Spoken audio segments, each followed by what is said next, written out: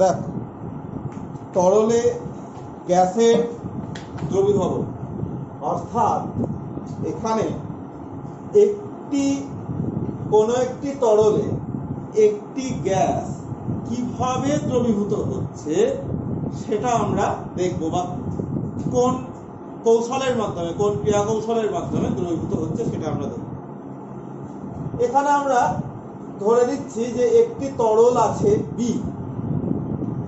B জল হতে পারে, বি কার্বন টেট্রাক্লোরাইড হতে পারে, ক্লোরোফর্ম হতে পারে, ইথাইল অ্যালকোহল হতে পারে, পেট্রল হতে পারে, কেরোসিন হতে পারে, যা ইচ্ছা হতে পারে।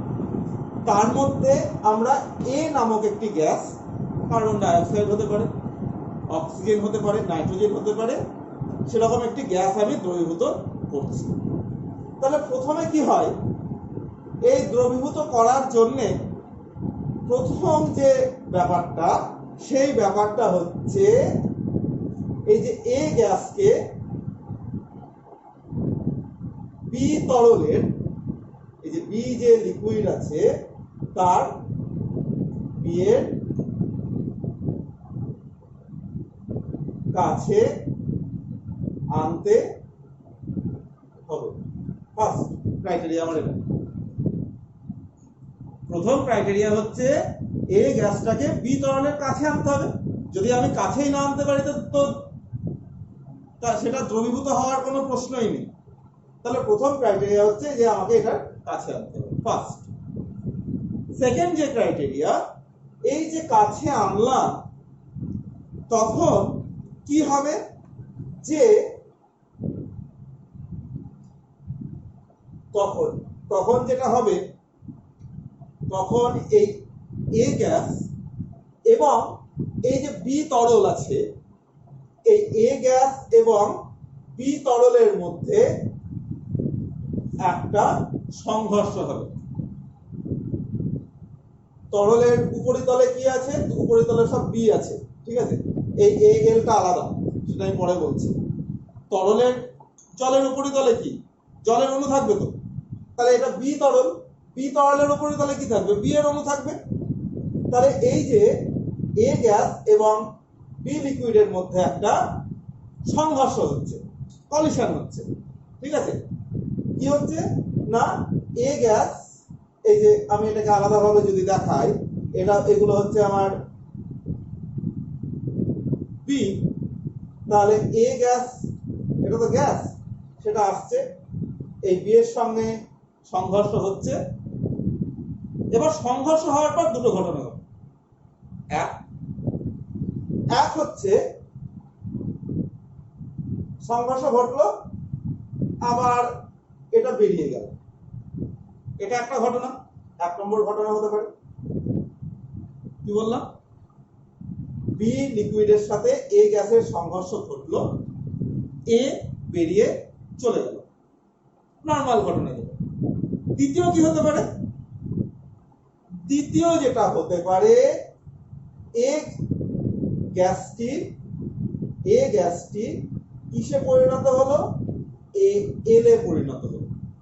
এ এলে মানে সে দ্রবীভূত হলো, মাথায় ঢুকলো। এ এল মানে কি, এ এল মানে এটা লিকুইড হয়ে যাচ্ছে না, এটা একটা আমি বলছি। আমি এখানে যে এ জি বলেছি সেটা মানে হচ্ছে, এটা হচ্ছে এর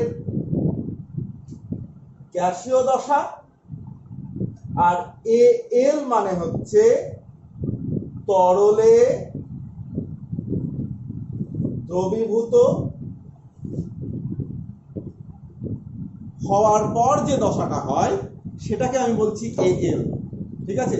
মাথায় যেন এটা না থাকে যে কার্বন ডাই অক্সাইড গ্যাস ছিল আর স্যার এখানে এ এল লিখেছে, তাহলে এটা কার্বন ডাই অক্সাইড গ্যাস আর এটা কার্বন ডাই অক্সাইড মানে তরল কার্বন ডাই অক্সাইড, তা নয় কিন্তু।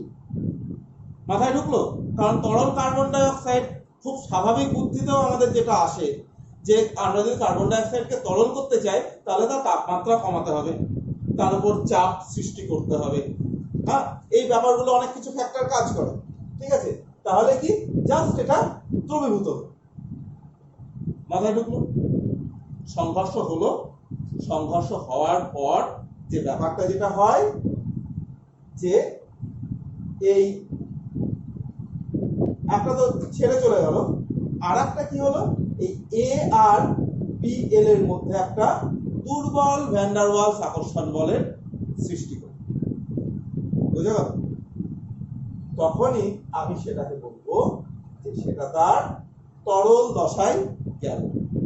ঠিক আছে?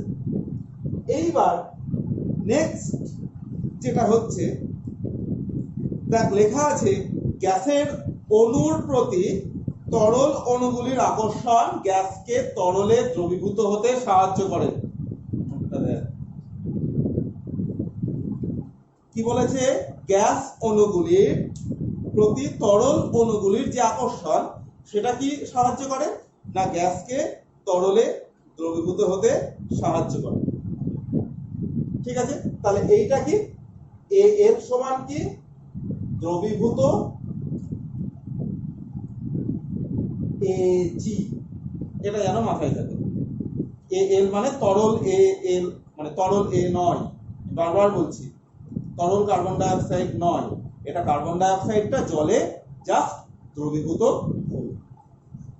এইবার এর একটা প্রথম দিকে, এবার সেকেন্ড যে পয়েন্টটা আছে সেই পয়েন্টটা হচ্ছে যে গ্যাসীয় অণুগুলির প্রথম দিকে গ্যাসীয় দশা থেকে দ্রবীভূত দশায় পৌঁছানোর হার এটা বেশি থাকে। এই পৌঁছানোর হারকে আমরা কি বলি? এই পৌঁছানোর হারকে আমরা বলি হচ্ছে দ্রবীভবন। কি বলা হয়? দ্রবীভবন, অর্থাৎ সেটা দ্রবীভূত হচ্ছে। ঠিক আছে? তাহলে প্রথম দিকে কি হয় না এজি থেকে এএল, মানে দ্রবীভূত এজিতে হওয়ার প্রবণতা বেশি থাকে প্রথমের দিকে। এর ফলে কি হয়, যত সময় যায় তত এ গ্যাসটি বি তরলের মধ্যে দ্রবীভূত হতে শুরু করে, দ্রবীভূত হচ্ছে। এইবার 3 নম্বর পয়েন্ট যেটা আছে, সময় যত অগ্রসর হয় তখন একটা বিপরীত প্রক্রিয়াও ঘটে।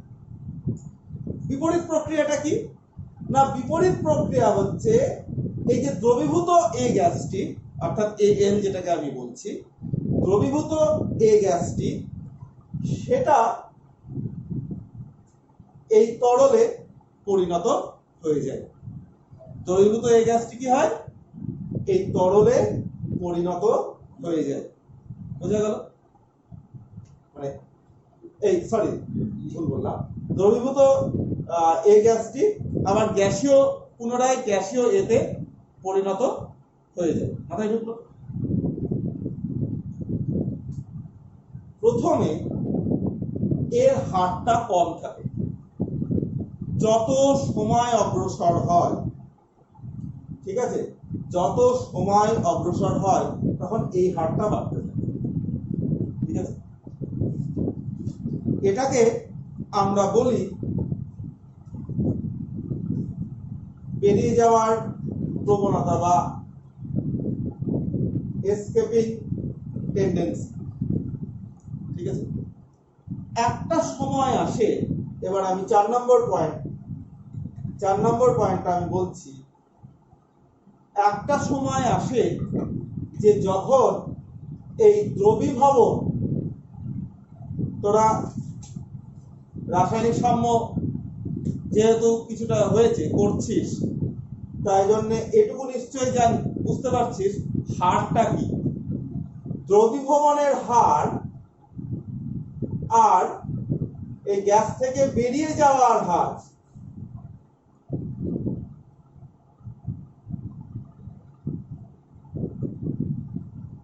অর্থাৎ সলিউবল টেন্ডেন্সি বা সলিউশন হওয়ার টেন্ডেন্সি আর এসকেপিং আউট টেন্ডেন্সি, এই দুটো হার যখন সমান হয়, ঠিক আছে, এই দুটো হার সমান হয় মানে কি, যতটা দ্রবীভূত হচ্ছে বা যতগুলি অণু দ্রবীভূত হচ্ছে ততগুলি অণুই বেরিয়ে যাচ্ছে। এসকেপ করে যাচ্ছে, মানে তখনই আমি কি বলবো, তখনই কিন্তু ব্যাপারটা একটা সাম্যে চলে এলো। আমরা রাসায়নিক বিক্রিয়ার সাম্যেও একই জিনিস দেখেছি, যখন দুটো হার সমান হয়ে যায়। এখানেও ঠিক এক, দ্রবীভবনের হার আর বেরিয়ে যাওয়ার হার যখন সমান হয়ে যাচ্ছে, তখন কি চলে আসছে, তখন একটা সাম্য অবস্থায় চলে আসছে। মাথায় ঢুকলো? হ্যাঁ। এইবার তখন প্রতি একক আয়তনে যত পরিমাণ এই গ্যাসের অণু দ্রবীভূত থাকে, সেটাকেই আমরা বলবো সেই তরলে, মানে বি তরলে এ গ্যাসের দ্রাব্যতা। বোঝা গেল? যখন দ্রবীভবন এবং বেরিয়ে যাওয়ার হার, মানে ভেতরে আসার হার এবং মানে তরলে আসার হার, এবং তরল থেকে আবার এলে আসার হার এবং এ জিতে যাওয়ার হার, যখন এ দুটো সমান হয়ে যায়, ঠিক আছে, মানে যত পরিমাণ এ এল এ জিতে রূপান্তরিত হচ্ছে, তত পরিমাণই এ জি এ এল এ পরিণত হচ্ছে। যদি 50টা একটা সময় আসে, যদি 50টা এজি অণু এএল এ রূপান্তরিত হয়, তাহলে ঠিক 50টা এএল অণু এজিতে রূপান্তরিত হবে, তখন আমি বলবো সাম্য।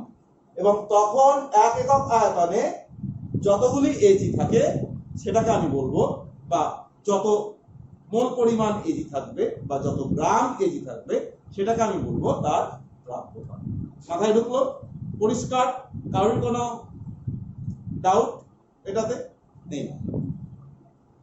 তুই বুঝতে পেরেছিস? বুঝতে পেরেছিস? না বুঝতে পারলে বলবি। এইবার ব্যাপার হচ্ছে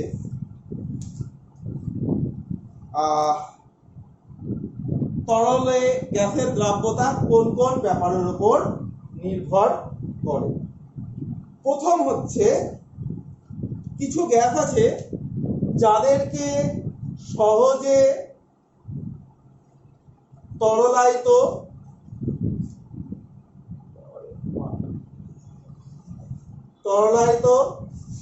করা যায় না, ঠিক আছে?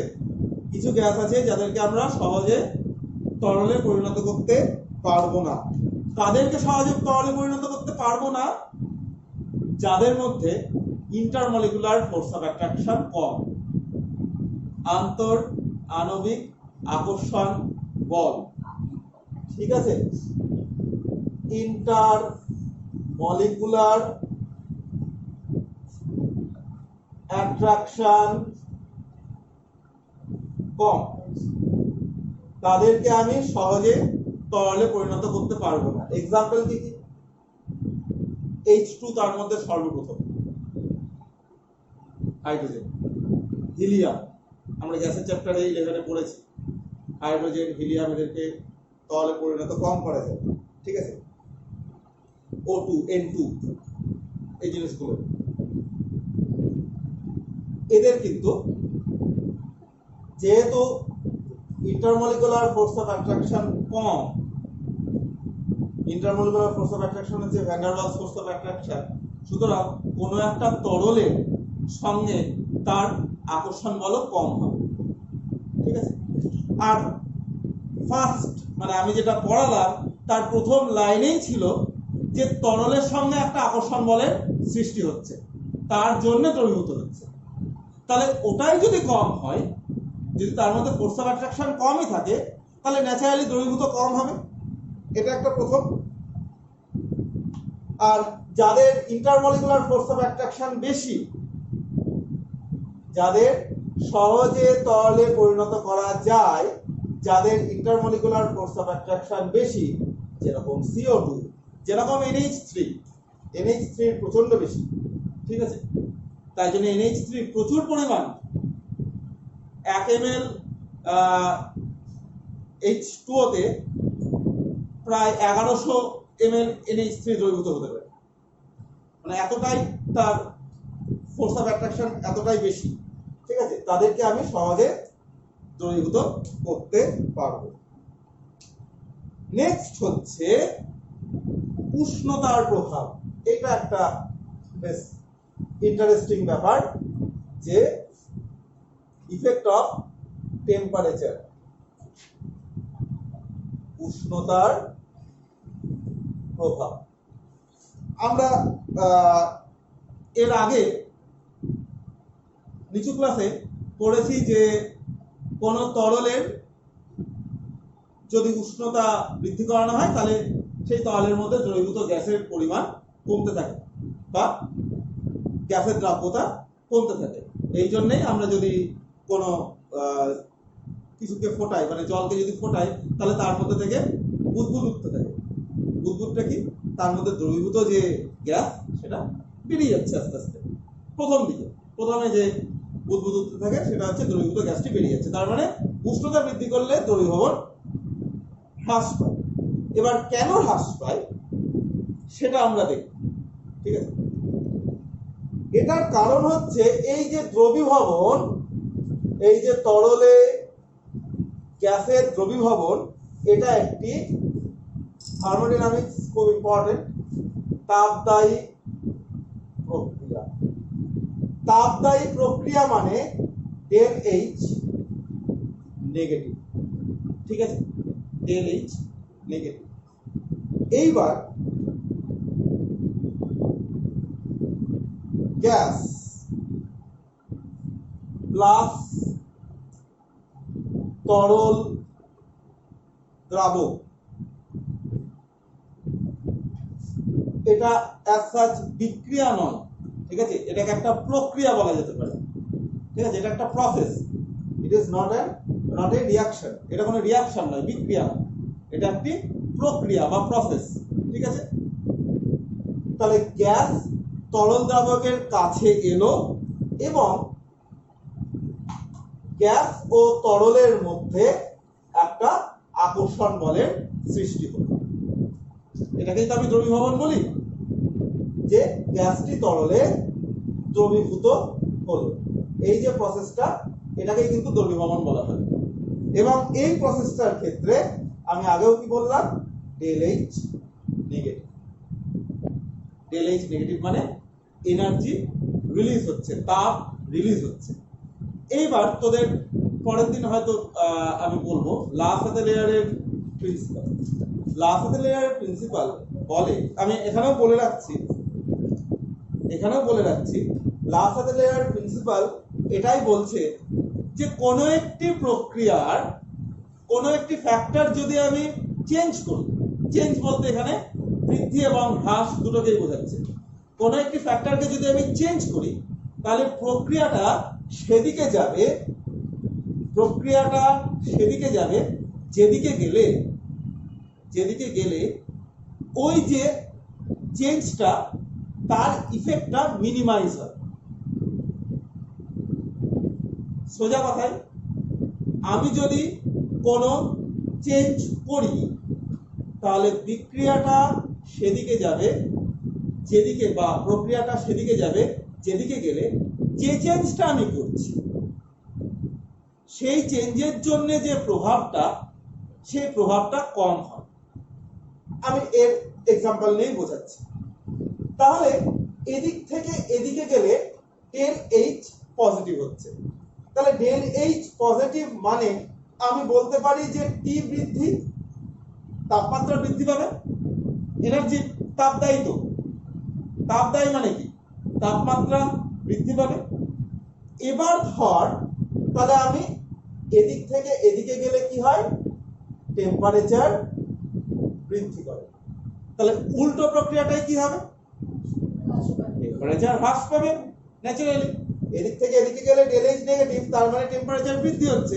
তাহলে উল্টো প্রক্রিয়াটাই কি হবে, টেম্পারেচার কমবে। আর টেম্পারেচার যদি কমে, এইবার দেখ আমি ধরে নিচ্ছি আমি যা তাপমাত্রা ছিল তাপমাত্রা আরো বৃদ্ধি করলাম, ঠিক আছে। ধর আমি প্রথমে জিনিসটা করছিলাম 20 ডিগ্রি সেন্টিগ্রেড, তারপরে আমি সেটাকে 50 ডিগ্রি সেন্টিগ্রেডে নিয়ে গেলাম। ঠিক আছে? তাহলে লাসাদেলের নীতি অনুযায়ী বিক্রিয়াটা বা প্রক্রিয়াটা কোন দিকে যাবে?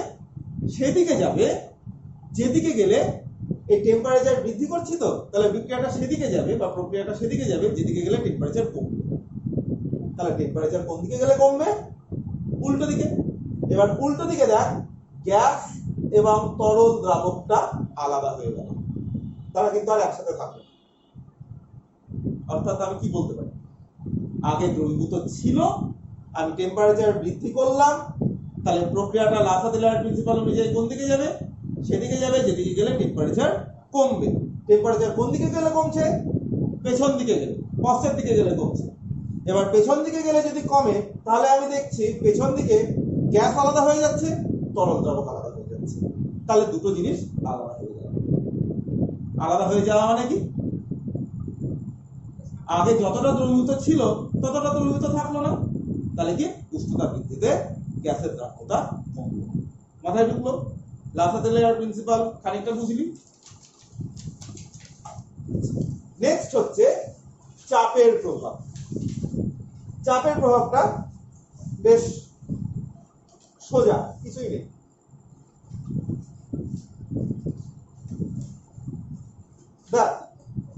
আমি যত চাপ বাড়াবো, একটা জিনিস দেখ, যত চাপ বাড়াবো তত কিন্তু বেশি সংখ্যক অণু, চাপ বাড়ানো মানে কি, ধর এরকম একটা জিনিস আছে, আমি এখানে একটি তরল আছে, এটা আমি এখানে একটি পিস্টন দিয়েছি, এটা বি তরল, এটা হচ্ছে কতগুলো এ মলিকুল আছে। এবার যদি আমি চাপ বাড়াই, ধর এখানে সাপোজ ধর টোটাল আমার 100টা এ অণু আছে। এবার ধর আমি চাপ বাড়ালাম, এবার চাপ বাড়িয়ে আমি পিস্টনটাকে এখানে নিয়ে এলাম, নিচে নামালাম, পিস্টনটাকে আমি কি করলাম? নিচে নামালাম। তাহলেও কিন্তু 100টা অণুই থাকলো, এখানে যে 100টা অণু আছে এখানেও 100টা অণু থাকবে, কিন্তু তার ঘনত্বটা বেড়ে গেল, আয়তনটা কমলো। এখানে যতটা আয়তন ছিল, এখানে যদি আয়তন V1 হয়, তাহলে এখানে আয়তন V2 যদি হয়, তাহলে আমি বলতে পারি V2 V1 এর থেকে অনেক ছোট, কিন্তু অণু কিন্তু সেই 100টাই থাকবে। তাহলে যত বেশি সংখ্যক অণু থাকবে তরলের পৃষ্ঠতলের কাছে, ঠিক আছে, তত কি হবে? তাহলে এখানে 100টা অণু তারা এবার তরলের পৃষ্ঠতলের কাছে বেশি মাত্রায় চলে আসছে, আগে যতটা আসছিল তার থেকে বেশি, কারণ আগে আয়তনটা বেশি ছিল, অণুগুলো ঘোরাঘুরির জায়গা বেশি পাচ্ছিল। এবার আয়তনটা কমিয়ে দিলাম, তাহলে অণুগুলো ন্যাচারালি কি হবে? কমন এক্সপেরিয়েন্স থেকে বুঝতে পারছিস, তারা কিন্তু কার দিকে চলে আসবে না, তারা পৃষ্ঠতলের দিকে চলে আসবে। তাহলে পৃষ্ঠতলের সঙ্গে ইন্টারাকশন বেশি হবে, আর ইন্টারাকশন বেশি হলে দ্রবীভবন বেশি হবে। তাহলে চাপ যদি বাড়ে, চাপ বৃদ্ধিতে দ্রবীভবন বৃদ্ধি পায়, উষ্ণতাতে কমে যাবে। ঠিক আছে, এরপরে আমরা হেনরির সূত্র পড়ব।